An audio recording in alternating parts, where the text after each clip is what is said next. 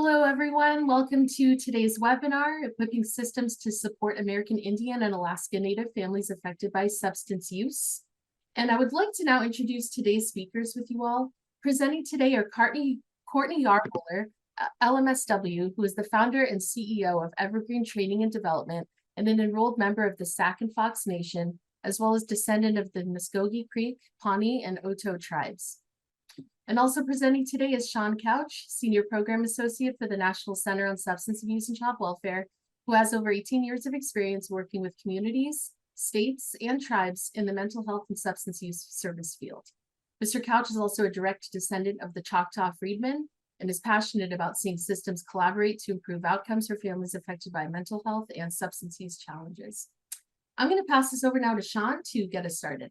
Thanks, everyone. All right. Thank you so much. So, man, again, just want to say welcome to everybody that's taking time out of their very busy schedule to figure out how do we come together and how do systems collaborate with tribes in a meaningful way to improve outcomes for American Indian and Alaska Native families that are affected by substance use.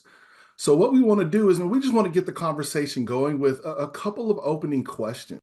So what you're going to see in the chat right now, there's going to be a link to a platform that we love to use called Mentimeter. And so if you will do me a favor, and if you will click on that link, it's going to take you to a platform to really, again, help us open the discussions for today. And so the first thing that we would like to do, we just want to know, where are you located at right now? So you have the capability to pin where you're located. So please note the community, the state, man, the geographic location of your tribal nation, as well as maybe you're attending from another country as well. Feel free, if that's you, to drop a pin maybe on the left or the right side of the map that you see before you as well. And so I love, just as you can see in real time, man, we have hundreds of people across this entire nation and even from outside of our nation that are coming together to figure out, how do we support AI families affected by substance use. You know, I really want to point out, again, as you can see, we have multiple people from across multiple geographic areas that are participating, be they local communities, be they states, be they sovereign tribal nations. You know, I love seeing, and we have such as the Lummi Nation, the Navajo Nation, Cherokee, Choctaw, Delaware, Shinnecock, man. We have federal partners from the Indian Health Services, the Children's Bureau, the Substance Abuse and Mental Health Services Administration. And we just have so many partners that I love that are just expressing interest in figuring out how do we come together and collaborate to improve outcomes for AN families that are affected by substance use.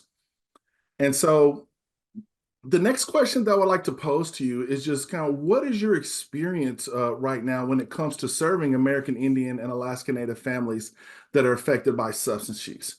And you have the ability on this scale here, maybe you don't have any experience, but you're figuring out, you know, what are the resources and supports that I need? Maybe as a child welfare system representative or healthcare professional or a member of a tribal nation, you know, how do I learn more and gain more experience in this space? So as you can see, the from those that are participating today, really there are some with a significant amount of experience, but then there are some that are coming to the table with maybe a little experience and wanting to figure out, like, what tools, what resources are available to help me and to equip myself, to equip my system to effectively partner with tribal nations to improve outcomes for families. So I appreciate you participating in that question. And then the next question that I want to pose to you is, in the work that you're doing, and some have a significant amount of experience, some maybe this is their initial foray in this space, but what are some of the policy or practice challenges that you've seen in your experience when it comes to serving AN families affected by substance use? So feel free, go ahead, just in a couple of words, put kind of what are some of the challenges that you may be facing, maybe as a tribal nation collaborating with state child welfare systems, or maybe healthcare providers figuring out. So we I mean, I love that we have some mentioned here like building trust. Man, that's a key one. How do we build trust and create and identify those common values and common beliefs that can move the conversation forward? Some mention funding. You know, funding is always one of those issues that likes to raise its head and figure out, man, how do we gain access to additional funding? How do we leverage the funding that we currently have? And maybe how do we braid funding across systems, and how do we partner with tribal nations from a funding perspective to leverage those resources to support and improve outcomes for families, for AIA and families affected by substance use? And so again, I appreciate your participation in this. Some mentioned wait lists, lack of cultural practices, and that's something we're going to speak to today as well. Some mentioned the distance, some mentioned housing issues as well, lack of trauma-informed care. So again, our goal during our session today is to hopefully speak to some of these policy and practice challenges that you may be experiencing and to give you resources and supports to help really move the ball forward in this space. So I do appreciate you participating in these initial questions, and I hope that you also see that uh, that the challenges from a policy and practice level that you may be experiencing. Man, there are other systems across this nation that are experiencing the same thing. Maybe there are other tribal nations that are experiencing it as well. So I really hope that you see that commonality that exists between some of the policy or practice that you may be facing as you seek to improve outcomes for AI and AN families affected by substance use. And so what I would like to do next is I want to turn it over to my colleague Courtney to really ground us in a cultural opening as we create this space to have this very unique and very timely conversation today. So Courtney, I'll turn it over to you. Thank you very much. Thank you, Sean. I want to thank all of you for joining this morning, this afternoon, whatever time zone you may be joining from. I see that we have a lot of folks joining from all over the United States and what in Indian country we say Turtle Island. And so we see a lot of folks joining from all over. And also was enjoyed watching your responses to the questions and see that there's a wide variety of experiences and strengths and that hope of wanting to do better and to learn and to support one another is that thread that brings us all together. So I want to thank you all for participating and joining today. As this is just one conversation, one point in the larger conversation, one point in our learning journey, one point in our healing journey that we have opportunity to share together.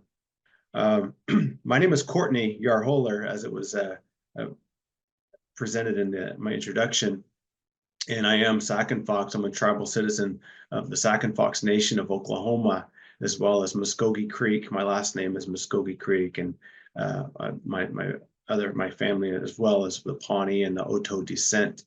We reside in Oklahoma, and the origins of those tribes, they all relocated from other places across the United States, across Turtle Island, many years ago, many generations ago.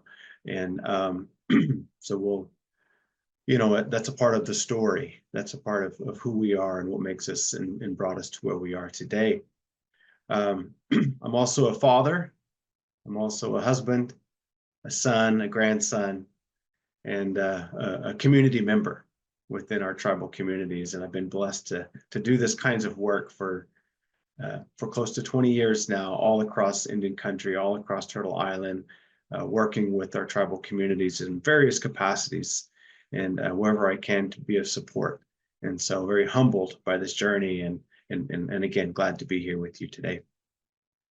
So anytime, what I've learned through those experiences of working and traveling and engaging and being a guest at many of our tribal homes and tribal communities is we always, our tribal people always begin in a good way, and that comes from not only introductions, but in pausing for moments of prayer, moments of silence, moments of song.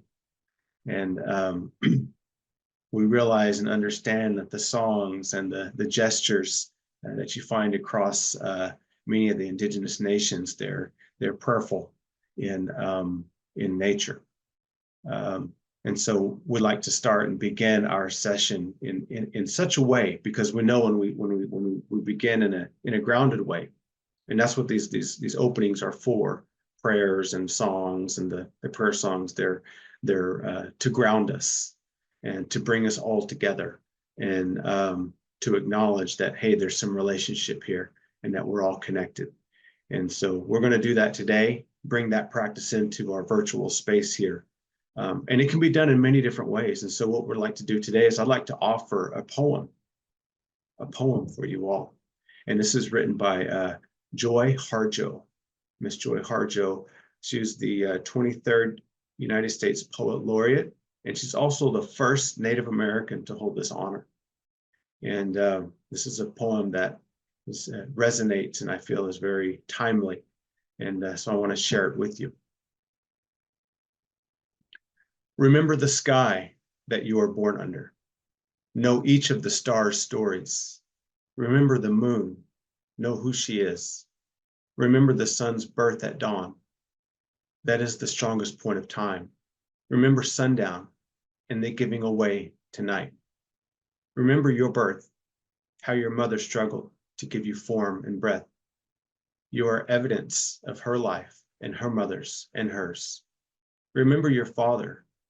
He is your life also. Remember the earth whose skin you are. Red earth, black earth, yellow earth, white earth, brown earth. We are earth. Remember the plants, trees, animal life, who all have their tribes, their families, their histories too. Talk to them, listen to them. They are alive poems. Remember the wind. Remember her voice. She knows the origin of this universe. Remember, you are all people, and all people are you. Remember, you are this universe, and this universe is you. Remember, all is in motion, is growing, is you. Remember, language comes from this. Remember, the dance language is that life is. Remember. Thank you. Thank you for bearing with us. That is a poem, is again from Miss Joy Harjo.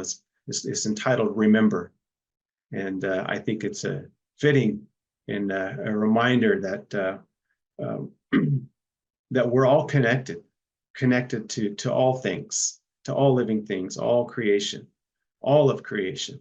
And we are a part of it. We are just as important as other living creations. And with that relationship, with those connections, you know, we have to move together in a good way, in a kind-hearted way, being kind, being patient, and having grace with one another. So thank you for bearing with us as we offer that as our cultural opening for today. And and along with that, to accompany this welcoming, if you will, is wanted to go over some group norms, or maybe some agreements of how we can use this space, how we can be in meeting together today. Here's a few things that I'd like to offer. Questions are encouraged. Questions are encouraged. This is a conversation. We want to learn. We want to grow together, learn from one another, and again, in relationship, and to remember that we're in relationship. You know, questions are encouraged. That's how we grow together. Also, I want to ask that you participate at your comfort level. You know, I'm not going to ask anything more of you, but you know, we want to ask that you take healthy risks, but again, take care of yourself. Take care of yourself, emotionally, physically. If you need to get up and stretch, take a bio break, drink water. You know, water is very healing. Water is in every living thing, and so we need to replenish ourselves and hydrate. And so please remember to do so. So take care of yourself, and also mentally and emotionally take care of yourself. Also, we offer the practice of having self-grace. You know, have self-grace with yourself. Where some of us as helpers, we We can we practice forgiveness and overlooking of others in a non-judgmental way, and we're really great about it. But then sometimes we fall short when it comes to ourselves. So I invite you, a practice that I've been working on is having self-grace and acknowledging I'm still growing, I'm still learning, we're still growing together. So please, I invite you to have self-grace as we have these kinds of discussions. And for our safety, we will be discussing some very challenging issues, very real truths of our history. And we are going to stay at a high level, but yet they have a lot of deep rooted implications. And so we offer the 988 Lifeline as a resource. And I'm sure there's other ways, whatever ways that you have to take care of yourself, practice that self-care, self-grace, please do so, especially if we need it when we have these difficult conversations or these brave conversations. And so with that, that is our group norms for today. Is questions are encouraged, participate at your comfort level, take care of yourself, have self-grace, and there's the 988 Lifeline. Also, as questions are encouraged, I think it was covered that we're going to use the chat box and the Q&A. And so we will definitely, please use those. They're available to you. So I always like to share this story. Again, I mentioned that we're going to be having some brave conversation, talking about some challenging things and some challenging truths. And when we look at our indigenous people, our tribes across the lands, they have different stories that they learn, that they learn from nature. They learn from our relatives around us, being in relation to understanding the lands that they come from, the waters that they come from, the lands and waters that sustained them for thousands of years. Teachings come from those lands, comes from those surroundings, those environments. And so one teaching I like to share is the teaching of the buffalo. They say the relative to our buffalo, our relative, the buffalo.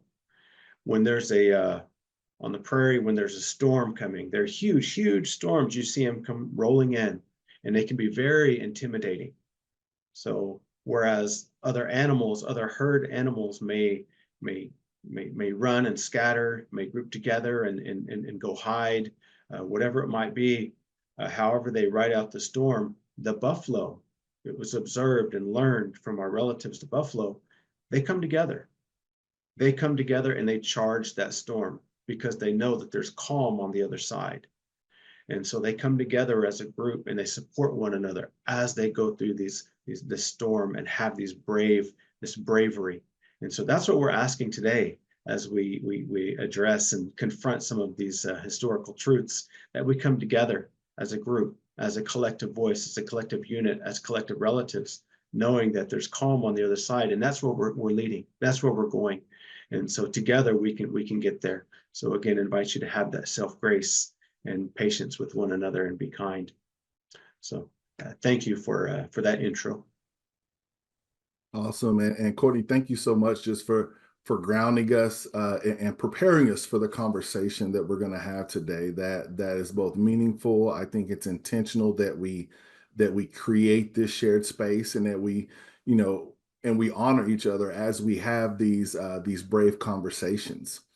And so what I've said before is really the agenda for our conversation today is we want to take time to really unpack some of the historical practices that are affecting American Indian and Alaska Native families. And then also to be able to dive in and discuss some of the practices and supports that are there to really assist with tribal healing.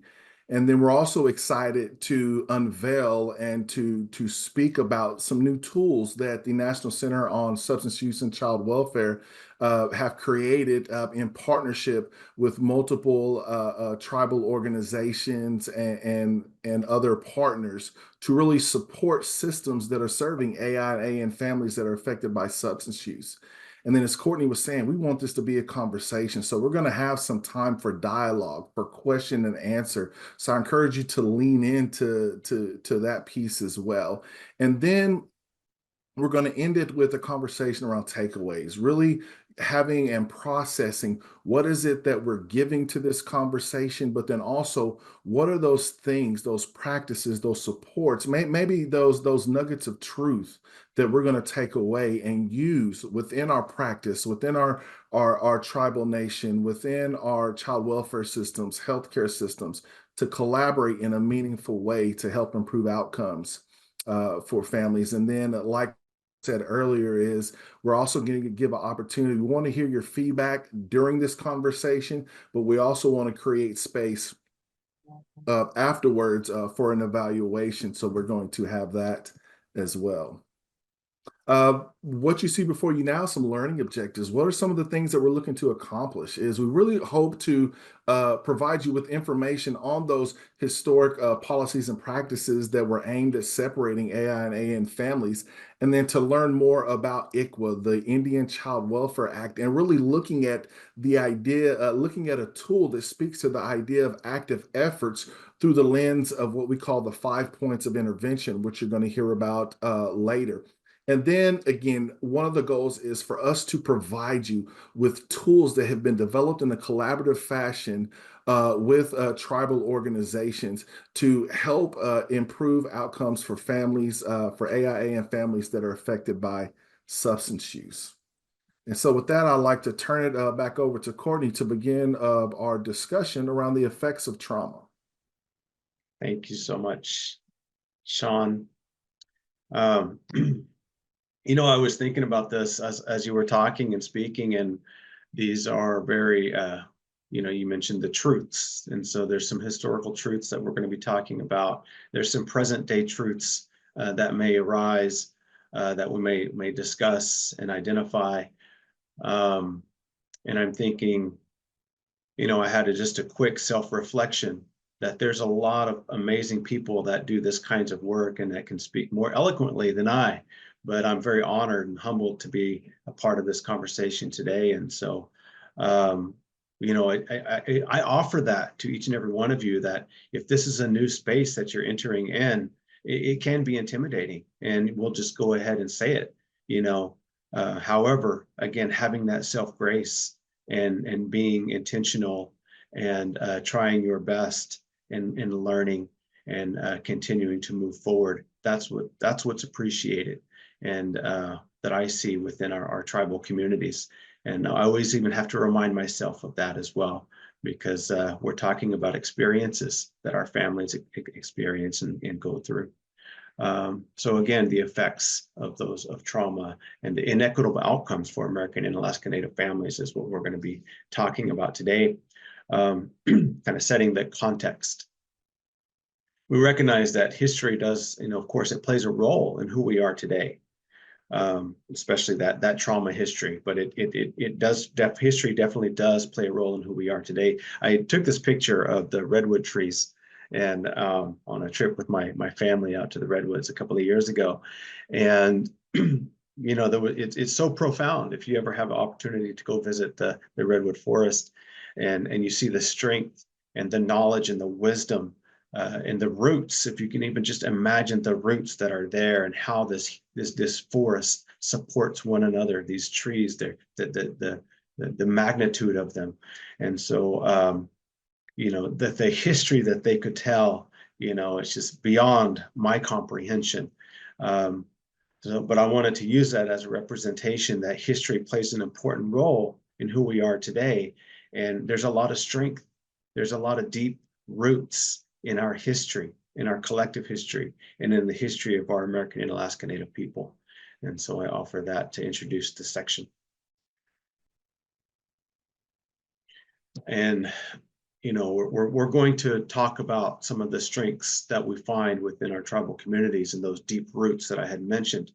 But we also have to acknowledge that the challenges, right? Those strong winds that those trees have had to endure over the many years, and other weather conditions or whatever they may have encountered, right? And so when we think about that, there's a lot of struggle, there's a lot of challenge that goes along with that strength.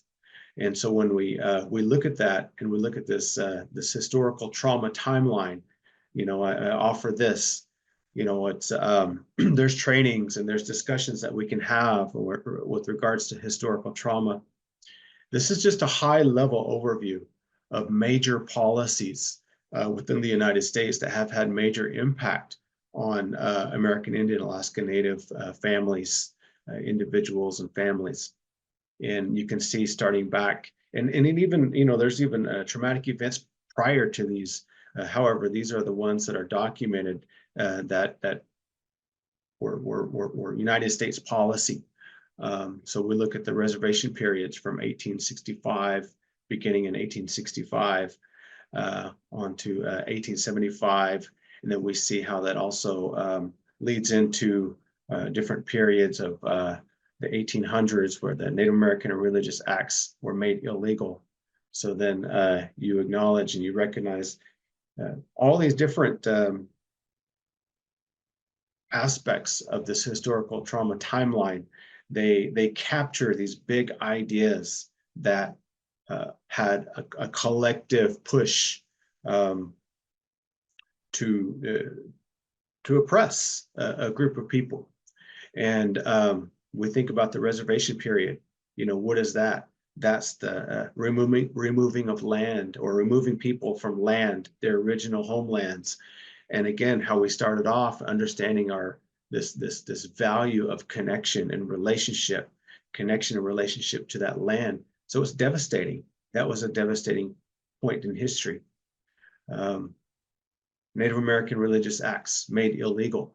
So understanding that, wow, now we're getting into an era where it's illegal to even practice our faith, right? When you think about it as a people, you're practicing your faith. Those acts have been made illegal, and very serious repercussions were felt if you were caught practicing your faith in those traditional ways. 1878, the boarding school establishment. So beginning that boarding school era in 1878. Again, that was an idea, that was a collective idea where we take children away from their families. From not only did we take the families away from their land and forbid them from using their faith-based practices, but also now we begin to take the children away. We take the children away because that's how we begin to take the spirit away from a people as you take their children. And so that was the establishment of the boarding school era.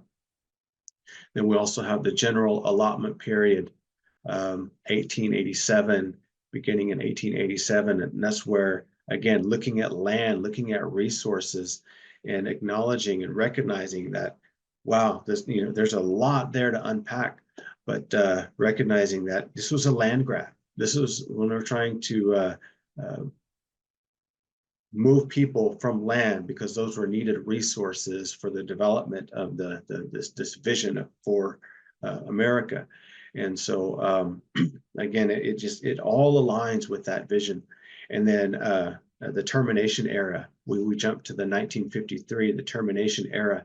And so by then we have all these various tribes, and I didn't even set it up, but there were thousands, there was a lot of tribes. Today we have over 500 federally recognized tribes. There were many, many more tribal nations before this time, and but many of these tribal nations have, were surviving through these different eras on this historical trauma timeline. When it got to the termination era of 1953, that's when the federal government just began to take a black magic marker and started crossing through and saying, you're no longer, we're no longer recognizing you as a federally recognized tribe. Those original treaties that were made no longer apply. And we also acknowledge and understand that these are just big highlights of different eras. But the agreements or the treaties, the original treaties that were made, they were broken. They were broken throughout all of these eras in many different ways, and they affected the tribes and the tribal nations in many different ways. Again, this is just a big, broad snapshot We move into relocation. You see, I want to note that the dates here are very recent. 1953. That doesn't sound very long ago. That doesn't feel like that was very long ago. My parents were alive during this era, right? Then we look in 1970, the boarding schools. As we knew them, those treacherous boarding schools began to come to an end in the 1970s. That was the decade that I was born, so it was definitely not very long ago that we see the rise in activism and in self-determination and self-governance, and we see that today. But again, these are big, broad timestamps and areas that are a part of this historical trauma timeline. And I want to thank my one of my colleagues and sister that I call a sister. Known her for many years. Her name is Carol Colmenero. She put this slide together, and we can sit here and we can unpack this slide all day long. But what the takeaway is that there's been systematic policies negatively impacting and chipping away and trying to policies of genocide and policies of trying to eradicate a people and the indigenous people. I encourage you to the tribe that you are, the tribe, maybe you're a non-tribal partner, and I encourage you to go and learn about the tribes in your area, in your state, in your region, and learn about their histories. Learn how these historical events and moments in time have impacted them, because it impacted collectively, but also we go through the storms differently, right? And so I encourage you to go learn more. That's what this is. This is an invitation to go learn. And so then collectively, when we look at those impacts of historical trauma, what the term that we use, we learn, I must also mention historical trauma, the term coined by Dr. Maria Yellowhorse Braveheart, coined this term of historical trauma as an opportunity for American Indian people to learn how we got to where we are, and to acknowledge that these traumatic events that happen one after another, and sometimes hit like a wave, and before you get a chance to even recover, you get hit by another wave, and that happened for generation upon generation. And the intent, as I understand it from Dr. Marie Yellowhorse Braveheart, is so that we can begin to understand how we got where we are, and we can address some of that grief, begin to understand and heal from some of that unresolved grief, because we had never had a chance to heal. And so that's where the term historical trauma comes from. But when we look at historical trauma and we look at that collective impact, here's a small list, and we can go on and on. But again, these are big, broad topics. Tribal customary healing practices were outlawed. Yeah, we talked about that. Faith-based, practicing our faith, practicing your way of life and understanding of existence within this universe and nature. Not allowed to do that. It was illegal. Boarding schools, the impact of boarding schools, negative, very negative, very, we'll talk a little bit more about that, but very traumatizing for our children taken away from homes as young as 5, maybe younger in some places. And there's been a lot of reports lately coming out around the impacts of Indian boarding schools.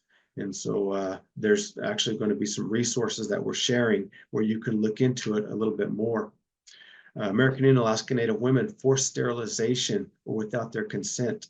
So again, those practices took place. Those practices took place, and not even a long time ago, but also very recently. When we look at these dates in the 1950s, 1970s, we see that those acts still took place. And again, this idea of removing American Indian Alaska Native children, the misuse of data and research. So how do we how do we help, right? As we collect data, we assess the situation. Well, if that data is skewed, if that data is misrepresented, if there is no data, then it becomes very challenging to put plans and solutions together. So these are systematic approaches, right? Disruption of cultural transmission, not parents and generations not feeling safe where they can learn and continue on their culture and teach their cultural language and songs and understandings to their children out of fear of the repercussions, because they love their children. They don't want them to get hurt. So disrupting that cultural transmission, and then the intergenerational trauma effects, again, the person's mentality, spiritually, emotionally, socially, as well as their physiological being and behavior. So again, these are just real big, broad. I'm just covering them really quick, going through. And but I encourage you to learn more, to investigate, to learn about the tribes and their histories, and the tribes that you work with, the tribes that you are in their area and on their land, on their traditional homelands, and find out and learn about them and ask questions and listen. So we actually will be sending out additional resources where you can dive in more around historical trauma and understanding historical trauma. I believe we have some links to works of Dr. Maria Yellowhorse Braveheart, and then the coalition for the Indian Boarding School Healing Coalition. They have some great resources available to help with our education and our understanding. And one of the challenges that I've run across and that people have expressed with me is this idea, or not this idea, but this feeling of guilt when we talk about these historical truths. And what I invite in these spaces is for our non-native collaborators, our non-native neighbors and non-native relatives. It's not a practice for. It's not a time for us to practice this guilt, putting blame. That's not what we're doing when we're unpacking historical trauma. Is we're learning from history. We're learning so that we don't repeat those same things in the future. We're learning how we got to where we are, because you're a part of this story. You're a part of the history. You're as well as a part of the solution. And as we move forward, so we invite you again to come in a good way and learn about histories. So again, we have to learn about that historical trauma. And what does that do historically, right? Those historical truths is it creates disproportionality for American and Alaska Native families. When we look at the data that we do have, when we look at these things, we see that there's American Indian and Alaska Native families have high rates of very negative things that we see throughout the different populations. American Indian and Alaska Native families in 2016 had higher rates of prenatal substance exposure than any other ethnicity.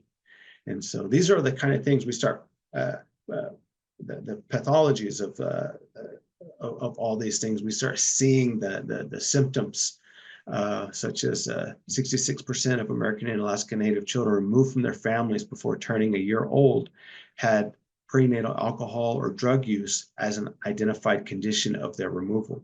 So acknowledging and understanding that a coping strategy that has been developed, that has been learned, an unhealthy way to cope and to survive that has been learned throughout generations is now impactful in causing our children to be taken away and removed from homes. The spirit that goes along with that alcohol or those substances, is a traditionally understand it as it's a spirit. So it's a spirit as well, just as we have spirits as individuals. And when we invite that spirit into ourselves, our spirit moves out from us, and then we end up doing actions that we wouldn't normally do. And then so this we talk about this idea, this road of recovery, where we're recovering. Well, that's when people push that bad spirit out and invite their spirit back in. They call their spirit back in to be centered. But it takes a while, right? Because your spirit has to get comfortable there again. And so that's that spiritual understanding. So when we're talking about working with our Indian people, our indigenous people, we recognize that traditionally there's some worldviews here that were once taken away, but we see that there's a lot of strengths within those worldviews, and we're going to get to those a little bit more. But again, there's a lot of different negative statistics that we could talk about and share. Trauma of removal. So some of the things that we see broadly is loss of culture, loss of connection to the community and its members, loss of connection to the land and a sense of home, inability to develop secure attachment, lack of foster placements or unstable placements. Supportive, responsive relationships early in life can prevent or reverse damaging effects of toxic stress. So we understand that relationships are healing. Relationships are one of those healing methods, and we found it traditionally, even within our traditional ways of being within our indigenous communities. You look at the way their tribes were structured; they were highly structured. They are highly structured, and one of the stereotypes is that they're just they don't know what they're doing. They're unorganized. They don't start on time. They different things like that. But really, when you start unpacking and getting to know these tribal communities, the tribes are very highly structured with in their family structures and clanship structures, in how the tribes operate and how decisions are made. And so anyways, I would like to move on to our this again. We're still kind of understanding and trying to set the context for this idea of trauma and the impacts of trauma. We recognize that I offer this image of the iceberg, right? And I think many of us have seen and used the image of the iceberg before, and recognizing that what we see is only the tip of the iceberg, right? It's what they say. And there's always underlying factors that we do not see. And so some of what we talked about when we go back to that historical trauma timeline and that unresolved grief, that is all underneath in the underlying factors. So when we're talking about collective healing, when we're talking about healing from historical trauma, we're talking about addressing these underlying factors. That's what we're trying to get to. So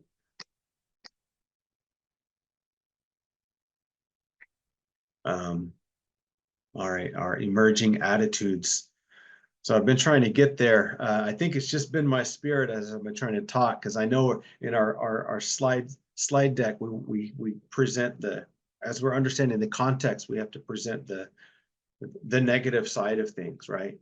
But I think the spirit in this collective healing is beginning to take momentum, and that carries our conversations in a different way.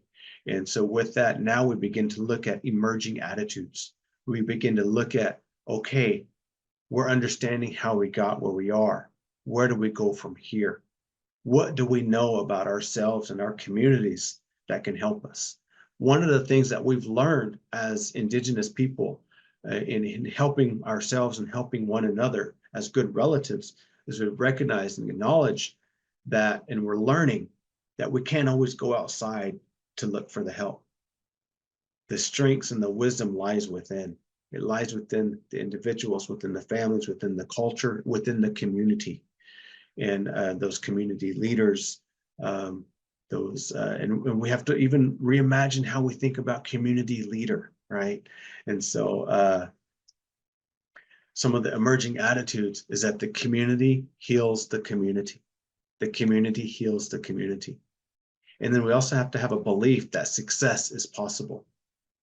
A community's most valuable resource is their own people. I always say, just an observation, where I've been blessed to work with tribes and communities and developing programs for mental health and substance abuse and related issues. And we always talk about sustainability, right? Sustainability is always a priority. How do we sustain these programs? And then our sustainability conversations always go to looking at the funding.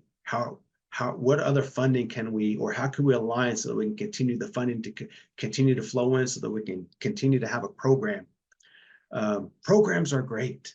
Programs are great, but the ones that are going to be there after a program is gone is our community members, our families, our parents. And so we want to invest in our community members, in those community strengths. And that's where our sustainability comes from. When we engage our families, our community members, engage them in meaningful and purposeful ways.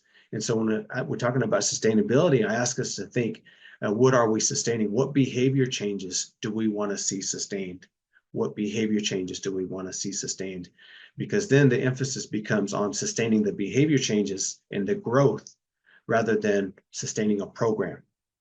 One thing that we learn with historical trauma, one consistency is inconsistency.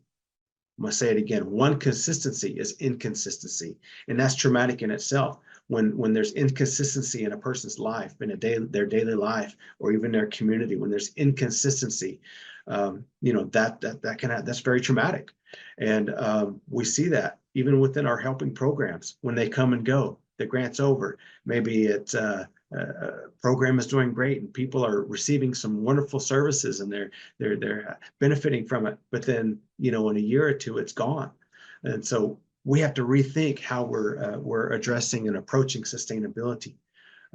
We want to continue to do those, use those programs, invest in those programs, right?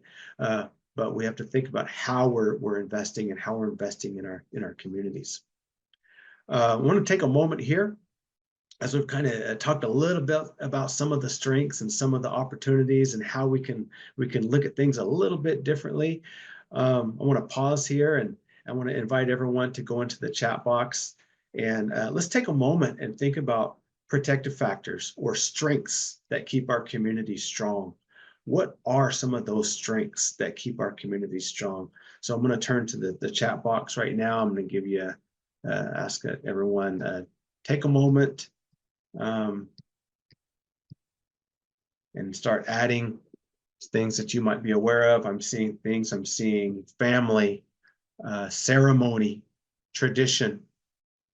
Thank you. Good. Yes. Safe housing, transparency. Yes. Transparency, connection and support, supportive relatives, cultural practices, traditions, family ties. Yeah.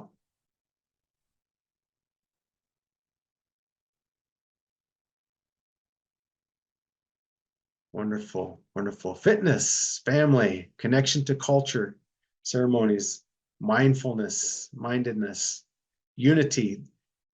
Yes, churches, good. Have family night, social connection, engagement. Yeah. Teens, teen programs, custom culture. We can go on and on. Look at this list that we're creating right now, this list that we're generating. And we see the wonderful strengths that are in community, wonderful opportunities that are there. And I'm not even I just now at the very top of the list keeps growing and growing. Thank you so much for those gifts to one another. Humor, I love that. Yes, humor.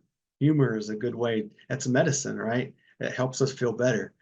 So, all right. Continue to pour into the chat box as something comes to you, as something comes over your heart.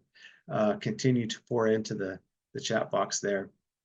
I'm going to move our attention over to our slide, Indigenous Worldview and Behavioral Health. So I love this quote from Dr. Fixico. For the present, the indigenous way of seeing things like traditional Indians is incongruent with the linear world of science. The linear mind looks for cause and effect, but the Indian mind seeks to comprehend relationships. And so that's an introduction to begin looking at how we enter the space of behavioral health, or how we enter the space of taking care of one another and living in harmony, if you will, in community. It's a focus and emphasis on relationship. Again, going back to how we began and how we started, remembering that relationship is important. It's not just one aspect, it's a part of who we are, because we don't live in this life alone, right? We share space. So how do we share? So it's almost a relearning of how we share space together. I see our video is queued up. So I want to share a video at this time. And this short video, it's a quick 5-minute video of introduction to the systems of care. Many of you may have heard or be familiar with the systems of care or circles of care. I worked with some partners in creating this video, and we use it with communities when they're developing their system of care to help explain and to understand what a system of care is and what it could look like in their community.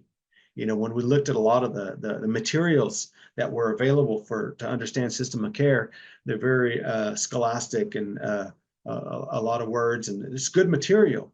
But we wanted to create something that invoked a feeling, something that created conversation in the community. So our grandmas, our uncles, our young children can come together and see this and join in conversation and say, oh, I know what that is, and this is what it looks like here.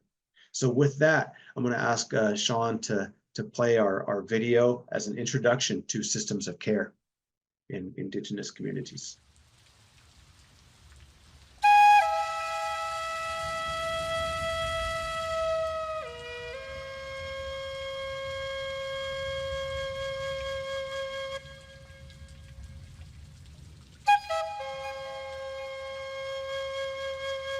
Tribal nations are diverse with many different structures.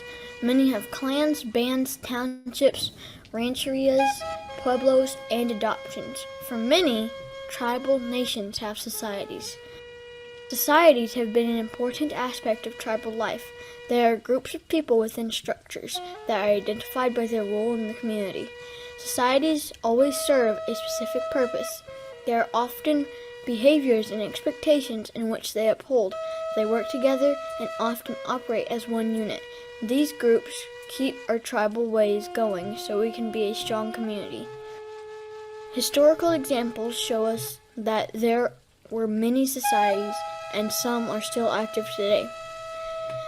There are warrior societies, peacekeeping societies, hunting, healing, social, and drum keepers, story keepers, fire keepers, societies to keep balance and harmony, and more. All societies have a purpose. All societies have values and principles that guide their actions to fulfill their purpose. We are grateful to some of the Lakota tribes who have begun to revive traditional societies as a way of providing care and support for the community's healing and wellness. The non-native world calls this a system of care. Many native communities understand system of care as a society of care. And like traditional societies, the system of care has values and principles to guide their actions. These values and principles are not new for tribes. The concepts are rooted within our worldviews, where everyone in the community is valued and works together for the common good. Let's first take a look at how system of care is defined, and then we can talk about what this looks like in tribal communities. A system of care is a coordinated and integrated teamwork approach. It is designed to help individuals who are at risk of mental health or other challenges. It helps them and their families live healthier lives at home, school, work, in their community, and throughout life.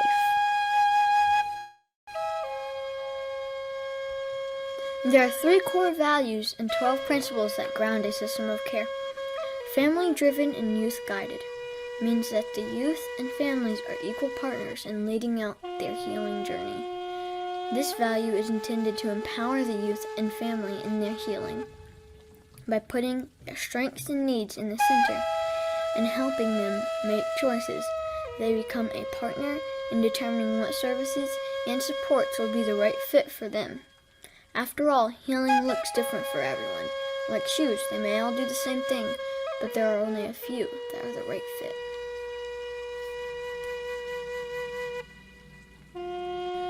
Culturally and linguistically competent is a value that says all organizations, programs, and services reflect the cultural differences and cultural strengths of the people they are working with.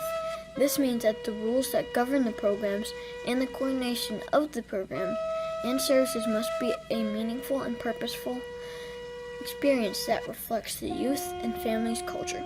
For example, I am a Native youth and my grandparents are an important part of my life. They attend almost every function I am involved in. They should also be involved in any health and wellness plans I might have as well. The third value is that all programs, services, and supports are community-based. This means that services and supports should come from the community of the youth and family. It also means that the services and supports could come from trained professionals, but it could also come from cultural knowledge keepers within the community, like spiritual leaders or language speakers. Additionally, people who have lived experiences can also carry knowledge and wisdom. People like grandmas, grandpas, aunties, and uncles, people who really care about community members and provide lots of support in the community. These are called natural helpers. In our societies, everyone has a role and are a part of the solutions to the challenges we must overcome. By being community-based, it obviously creates a warm environment where youth and families are more likely to thrive. Some may say a structured yet less restrictive environment. When many work together with one vision and mission, we are powerful like those traditional societies with meaning and purpose. When we coordinate and integrate services and support using these three core values, our system of care will create paths to healing and wellness for youth, families, and our community today and for generations to come. Thank you for bearing with us as we played the video. I saw some of the comments there. Yes, the child is a good reader. Here's my son few years ago. He's 14 now. Now he's got a man voice, so can't get him through that anymore. But brief introduction to a system of care and what it could look like within tribal communities. This framework here is just another example showing that all the different helping systems that may touch the lives of individuals and families and how we can coordinate and work together. And so building our systems of care in a coordinated and integrated way so that they are truly supportive of our families and individuals, as well as where it promotes that they are not only at the center, but they're leading in their own healing. And we try to set them up for success. So that's the intent of this idea of system of care. I have one more resource that I want to share with you. And to answer your question, one of the questions in here, yes, you can, we'll send a link out to that system of care video. It is on YouTube on my channel. So I want to share one more resource with you. This is called the Culture Forward Coalition, or the cultureforward.online is the website for the Culture Forward Coalition. Now, the Culture Forward Coalition is a group of people and organizations across Indian country where we're coming together, and I've been very blessed to help facilitate the coalition.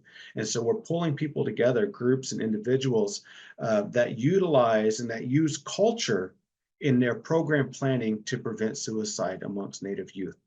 And so we're building out the website. It continues to grow. We're building out the coalition, but there's a lot of great things happening across Turtle Island in using cultural strengths and community in preventing suicide, but also not only preventing suicide and related risk factors, but promoting life and promoting life-affirming messaging using cultural strategies. And so we're trying to collect these and provide a platform and network across Turtle Island so that these approaches can have a network and really build and grow together as we do this work and reclaim the strengths of our communities and our traditions and our ways of knowing.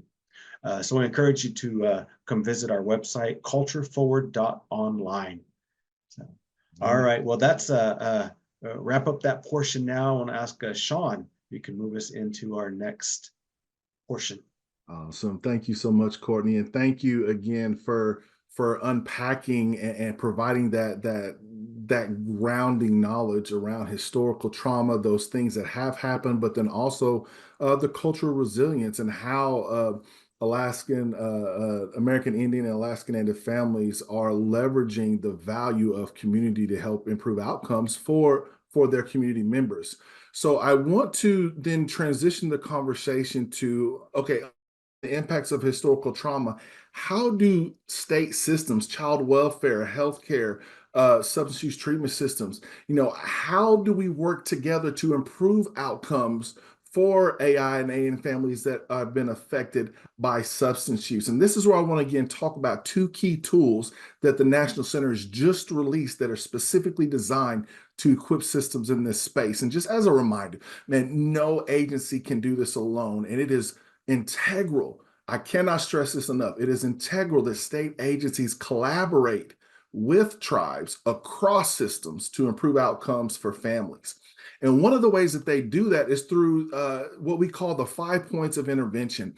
And what we've noticed across our decades of work in this space, the National Center has, is there are 5 critical points in which state systems can collaborate with tribal organizations and tribal nations to improve outcomes and to implement practices and policies that work towards improving outcomes for AI and AN families affected by substance use. And we see here before you kind of those 5 points, be they pre-pregnancy, prenatal, birth, neonatal, infancy, and postpartum, as well as childhood and adolescence, that throughout these 5 points, there are focused things that state systems can create with tribal nations to improve outcomes for families, whether it's preventing SUDs prior to pregnancy, helping and working with tribal nations to implement policies and practices that support that. Again, and then other initiatives that you see here listed below. They're again designed to work collaboratively with tribal nations to improve outcomes.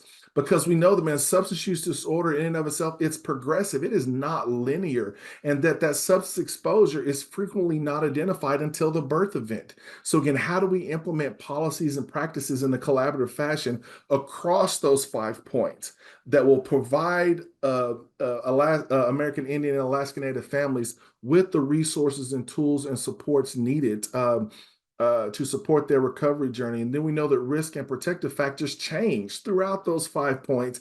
And at the end of the day, man, multiple systems and tribal nations need to be involved and have a role in supporting these families.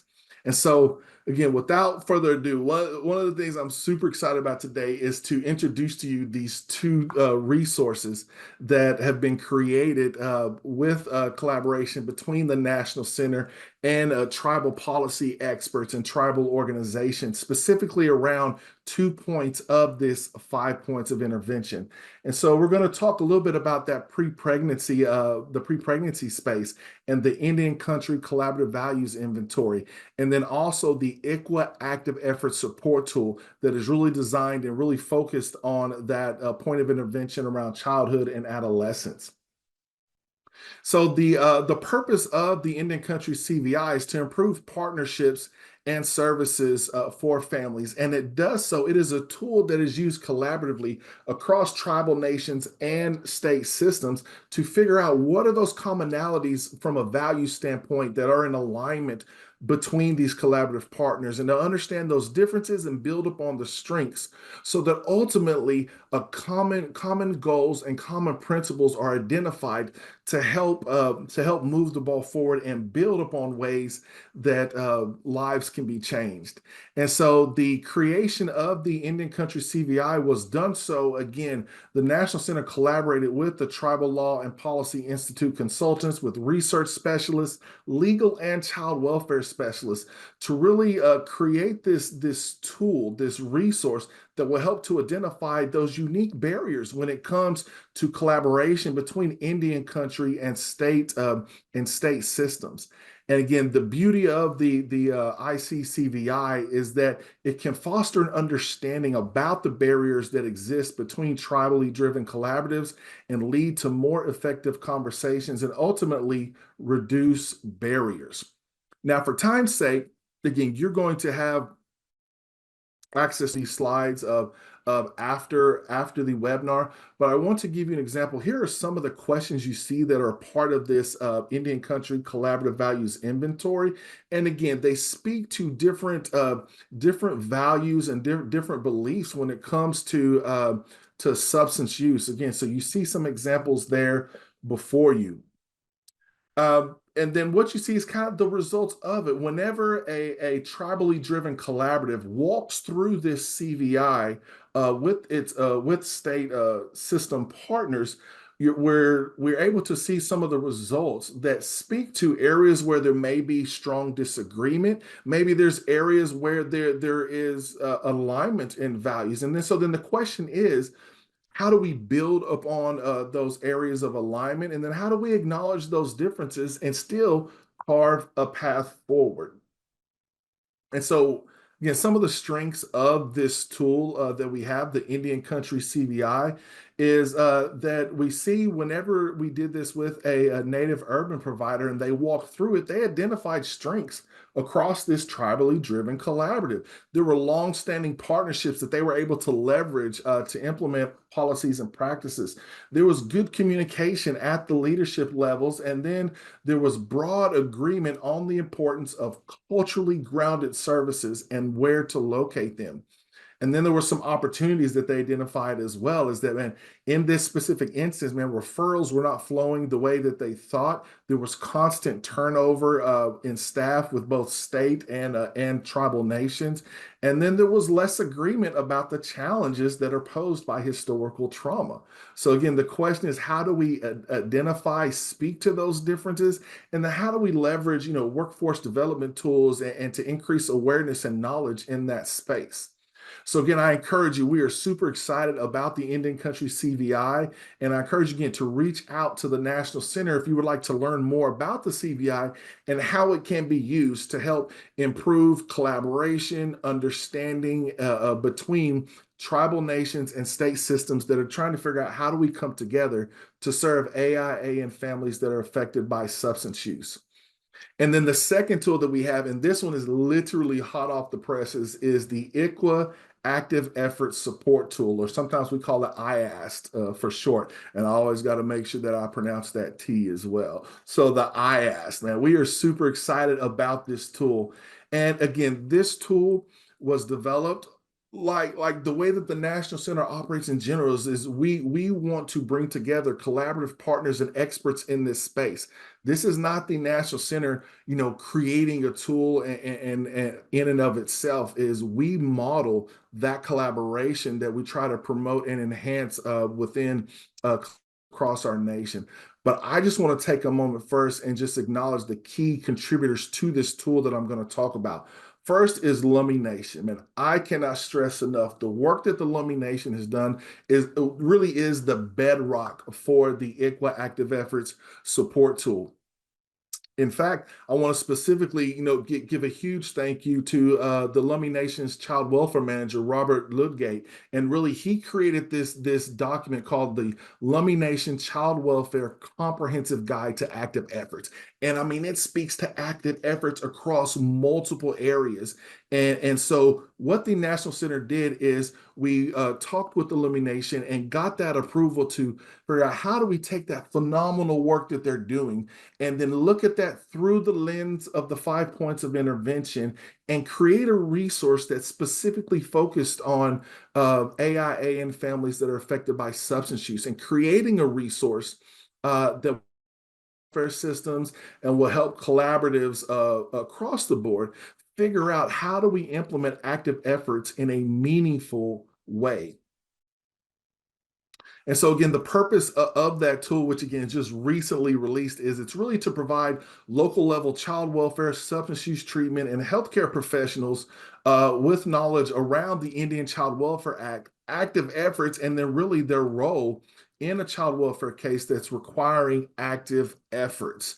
And again, this is a tool that's really meant for the workforce. It is there for state systems to really understand how to implement active efforts, and it's a tool that helps them gauge, if they're implementing active efforts, and maybe if not, what are some tools and resources and ways that they can implement active efforts, specifically for, again, AIA and families that are affected by substance use. This toolkit itself is comprised of 3 key areas. There is a guidance document that is a part of this toolkit that really lays that foundational groundwork on, first, what is ICWA? What is the Indian Child Welfare Act? And specifically, what are active efforts? Why are active efforts required? And then it lays the foundation for the second piece, which is the actual tool itself. That tool that child welfare partners can use as they work to implement active efforts for AIA and families that they're serving. And then the third piece is there are a set of learning modules. And those learning modules, as you can see in the slide, they cover 4 areas. There is an introduction to ICWA and active efforts, and then there's an introduction into the 5 points of intervention. So again, I briefly talked about it today, but I encourage you, check out this toolkit, because that second module dives deeper into the 5 points and then how are active efforts implemented through the lens of the 5 points. And then the third module really talks about the role of those collaborative partners. I mean, as we know, when it comes to serving AIA and families that are affected by substance use and maybe involved in the state child welfare system, it is not a state child welfare issue. This, to support families, it requires all collaborative partners, especially tribal nations, really leading the charge in that space, and then state systems coming alongside them to partner to improve outcomes. So that's really what Module 3 talks about. And then Module 4 is literally a walkthrough of the tool. I mean, I don't know about you, I'm a visual learner, so I need somebody to say, okay, walk me through this tool. How do I use it? So that's what Module 4 is specifically designed to do. And what you see before you, this is a sample from the tool itself. And again, it's designed so that maybe child welfare supervisors down with their frontline staff and really take a look and see, in these specific areas, are we implementing active efforts? And if we're not, there are ways that the tool shows that active efforts could be implemented. And there's a ways, again, to use this almost as a review tool to support the child welfare workforce as they implement active efforts. But one of the other pieces that I would like to stress about this tool is that, yes, it can be used in multiple ways. It can be used by child welfare systems and collaborative partners that are seeking to improve how they implement active efforts. But this can also be used by tribal nations as a tool and a resource to help inform states on, like, no, this is what active efforts looks like in this area, and to really support state systems and a means of equipping them with the knowledge and the resources on, again, in these cases, this is what active efforts looks like. So that's one of the beauties that I find in this tool and in the toolkit itself, is that it can be used in multiple areas. Again, both with child welfare systems and those collaborative partners, but then also with tribes to, again, help educate and to help bring awareness in those cases of exactly what active efforts could look like. And so what you see before you right now, this is an opportunity. You can scan that QR code with your camera. We'll put the link in the chat, but this is your opportunity. Again, this is a way to access the toolkit. This is kind of our splash page, if you will, that talks about a lot of the highlights of the toolkit. But I can't stress enough how excited we are to be able to release this toolkit, make it available to the workforce, make it available to tribes, so that ultimately we can figure out how do we come together to support AIA and families that are affected by substance use. And so again, if you didn't get a chance to scan that QR code with your camera, hey, don't worry about it. You're going to get a copy. You're going to get a copy of these slides afterwards, and you're going to get more opportunities to access this phenomenal resource as well. So what I would like to do is, I'm looking at the time that we have left, and I know our time is limited today, but kind of like Courtney was saying, man, this is that initial foray into the discussion. And this is just kind of step one. And we hope, as the National Center and through our work with collaboratively with tribal organizations, that this conversation can continue and that we can continue to figure out how do we leverage the phenomenal partnerships that exist between tribal organizations and system partners to improve outcomes for families. So, but I want to take a moment just to look. There have been multiple questions that have been submitted, and kind of like my colleague Somay was saying earlier, I mean, again, we had over 1,300 people register for this event. We have hundreds on, so we're not going to be able to get to every question live in the moment, but every single question will be answered after. But I want to take a look at a couple of questions that have come in and see if we can speak to those with some of the time we have. One question we have, and Courtney, I'd like to pose this to you, is what are some of the important things to remember whenever we're providing substance use services to AIAN communities? Some of the important things to remember. Well, just acknowledging that again, it's the unresolved grief that they may be carrying, or that they are carrying, and they're using this substance to cope or to mask. You know, storytelling as an approach, and helping label what that is you know, I don't want to get into like the treatment side of things, but acknowledging that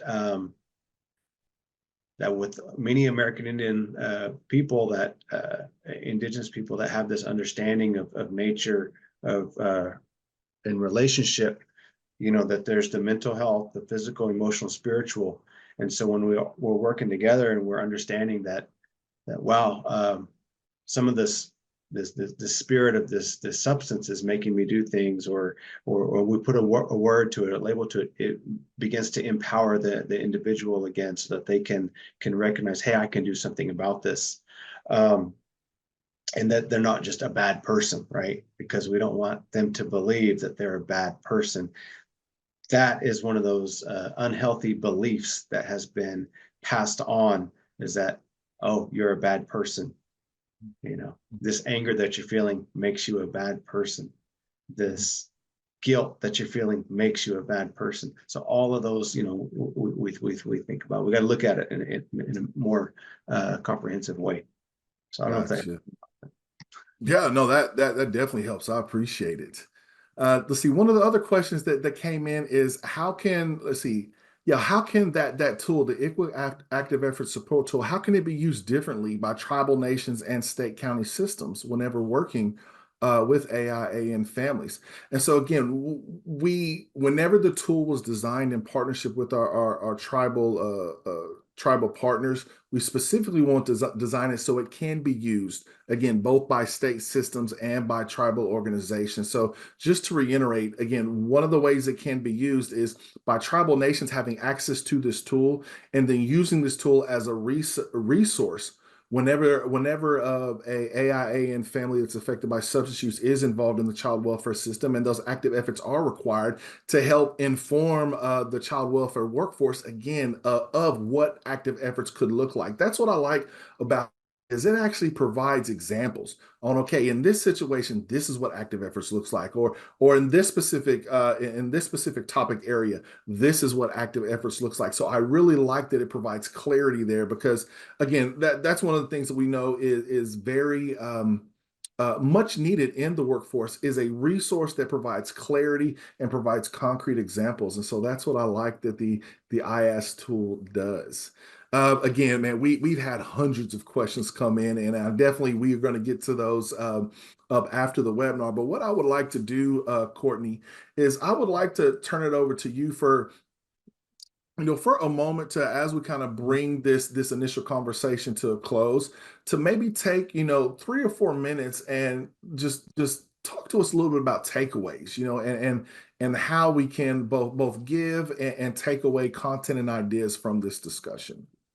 Thank you so much. Thank you all for offering those questions, because that's what moves us forward, right? Is that spirit of questioning and wondering, a spirit of wonder, and together we'll seek some solutions forward. And I'm not going to say that we always know the answer, right? But we're going to find resources. We're going to work together, and that's the commitment I think that Sean and I have, and others on this webinar, and within this circle. And so that's my question to you in terms of takeaways. Anytime we gather, there's always gifts, right? So there's been a lot of gifts today. There's been and I always say, what do we do when we receive a gift, right? We use it. We're excited about it. We give thanks and we use it. So with those gifts, think about what gifts are you receiving today? And then what gifts are you bringing, right? What gifts do you bring? And then thinking about that, what gifts you're receiving today and what gifts do you bring? What are you going to do with those? What are you going to do with those gifts moving forward, right? What are you going to do with those gifts moving forward? So that's how I'd like us to think about the takeaways, because there's a lot of things that we can focus on. I mean, there's toolkits, there's some great resources shared, hopefully some motivation. But I want you to think about that. What gifts did you receive? What gifts do you have to offer? And what are you going to do with them? So. Thank you, Courtney. I appreciate that. And yes, I can't stress how important that is. And again, I love the fact that, again, multiple partners from across the world are a part of this conversation today, and processing through what are we giving to this conversation? What are we giving to this ideal? But then also, what are some things that we can take away? And again, I will just tell you shamelessly, plug is I hope one of the things you take away is, man, there are 2 phenomenal tools now that are available to you: the Indian Country Collaborative Values Inventory and the new ICWA Active Efforts Support Tool. On behalf of the National Center, I just want to express immense thanks to the Children's Bureau, to the Substance Abuse and Mental Health Service Administration, to the multiple tribal organizations that help to speak into this. Again, I cannot say enough specifically about Lummi Nation and just the groundbreaking work that they did that served as that cornerstone for the ICWA Active Efforts Support Tool. So again, a huge thank you to all of the many partners that came together to help produce these 2 phenomenal tools that, again, our hope is that will equip the workforce, both child welfare workforce, the healthcare workforce, tribal nations, their workforce as well, so that ultimately, how do we work together in a meaningful way to improve outcomes for AIA and families that are affected by substance use? Because that's one of the things, again, as I look at the great comments in the chat and I look at the questions that have been answered, man, there is a sense of urgency. I think there's a sense of urgency, and you as providers and as partners in this conversation understand that, man, there are families waiting right now to figure out, how do we collaborate better? Man, how can we use these tools so that we can really figure out, man, are we implementing active efforts? Are we doing it in a meaningful way to where we can support AIA and families that may be involved with the state child welfare system? And so equipping and providing those active efforts so that we can support them, and so that reunification, if that's required, can happen as rapidly as possible. So again, I can't say thank you enough to all the providers that have invested their time, have invested their talent to figure out what tools can we put together to continue this conversation. So again, just a huge thank you to our federal partners, to the tribal nations that have been a part of this conversation, to our state, local community partners as well, for being a part of this. And so then I will turn it back over to Somay for some closing instructions.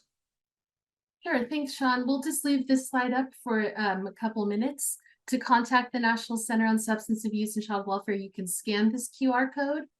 And you can also visit our website. Link is over there. We can pop those into the chat as well. And then there's our website. And then we also have a toll-free phone number. So we can just leave this up, and thank you for joining us.